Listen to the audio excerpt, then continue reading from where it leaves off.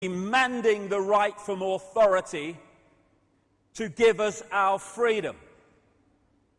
My freedom, all freedom, is our natural and eternal right, not the gift of some dark suit or uniform to decide if it's going to give it to us or not.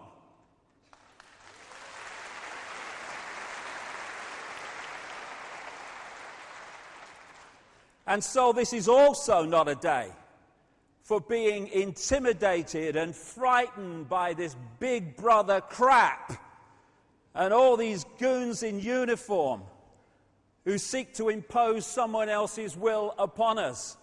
It's just about exposing the way they're seeking to enslave us so we can see the game and therefore not play it. In fact, my attitude to Big Brother can be summed up thus.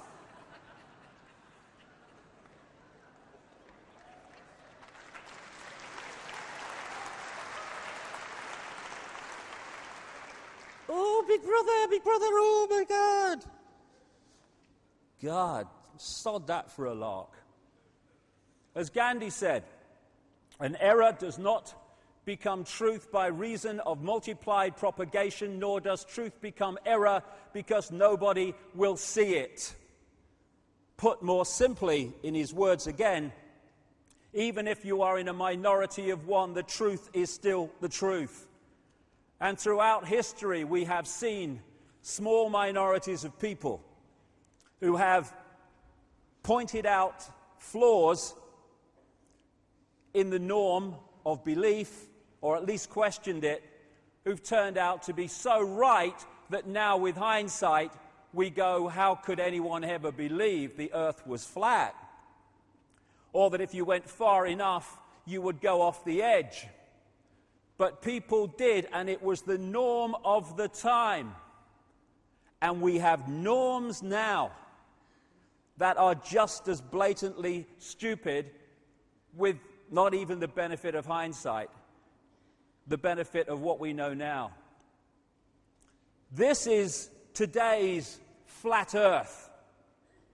The fact that we live in the cutting edge of human evolution, the cutting edge of how far humanity has come, turning a planet of enormous beauty into a shithole ain't the cutting edge of human evolution. We're also being asked to believe, as Orwell said, war is peace, freedom is slavery, ignorance is strength. And we are at the cutting edge of human understanding. As Michael Elner said, just look at us. Everything is backwards. Everything is upside down. Doctors destroy health, lawyers destroy justice, universities destroy knowledge, governments destroy freedom, the major media destroys information, and religions destroy spirituality.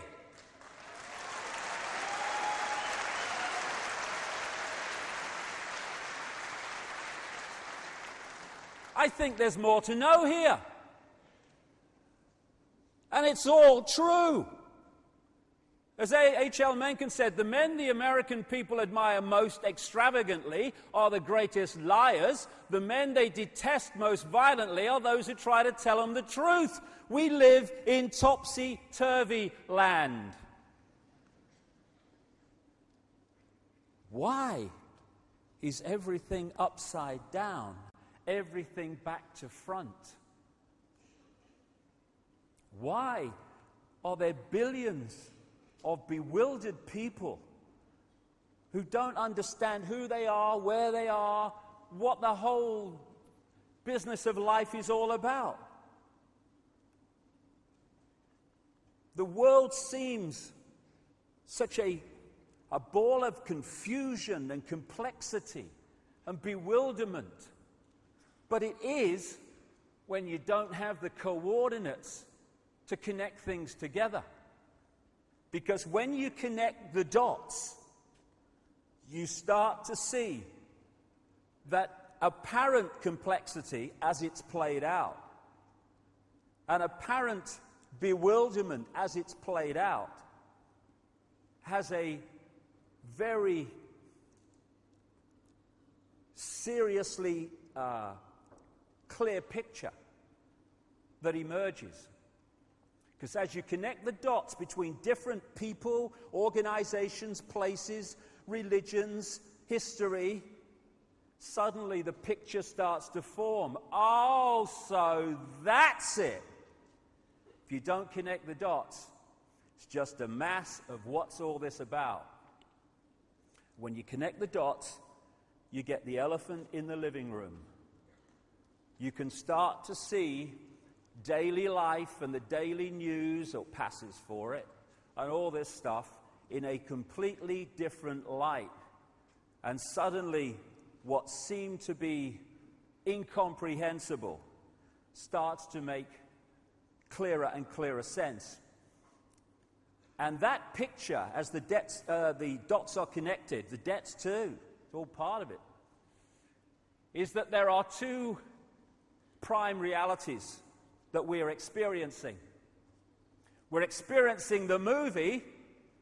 That's the movie version of reality that we're given by the mainstream media, by what passes for education, and all the other sources of mainstream information, which explain away events in the world in a certain way.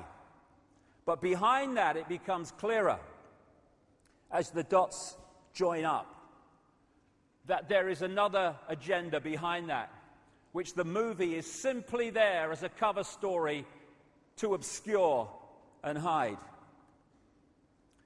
And the foundation of that cover story, or the foundation of that secret agenda, is to get billions of people on this planet to wear a mask and play out a false identity that they don't even know is false.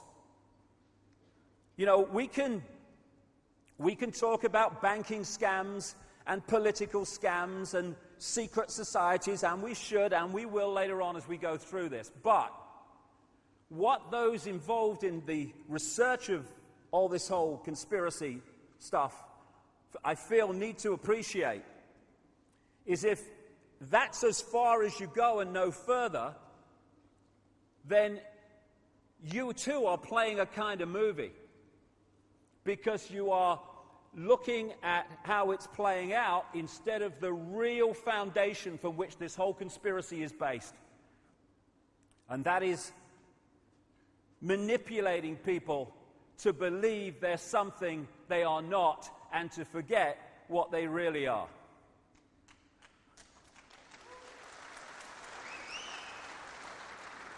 And what we really are is consciousness. Infinite consciousness connected to all other consciousness, the seamless ocean of infinity. And we can move our point of observation around that consciousness and express and celebrate its uniqueness, but we are all of one infinite mind, one infinite consciousness. And the illusion of apartness is an experience of this reality, and its extensuation or accentuation by the manipulators is to get us to see ourselves and everything in terms of apartness instead of as a connected whole.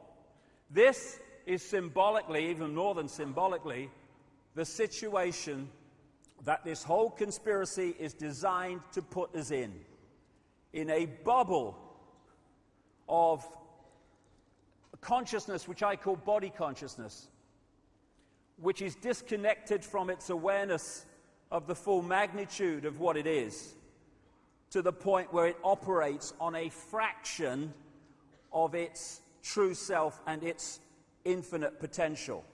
So in that sense, you can get all that has been, is, and ever will be reading the frickin' sun and believing the date. That's how deeply disconnected we can get.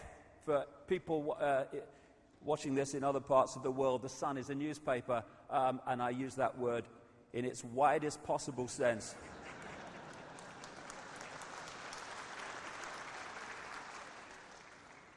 You know, my brother said to me years ago, he said, "You know, Dave, what's it all about?" He said,